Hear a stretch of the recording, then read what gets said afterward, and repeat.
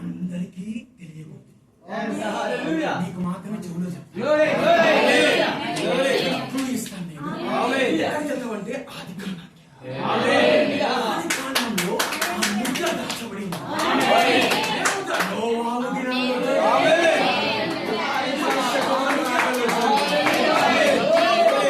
ఎలా మొదలయ్యాయి చెప్పండి నాకు, ఎలా మొదలయ్యాయి?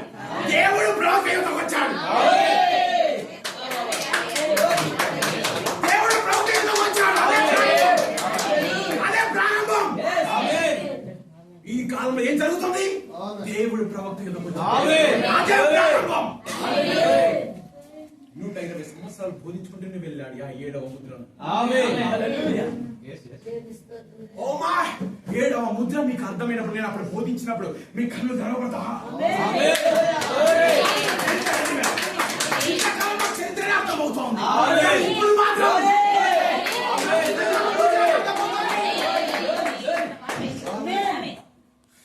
కరెంట్ మనం లాపలేకపోతుంది.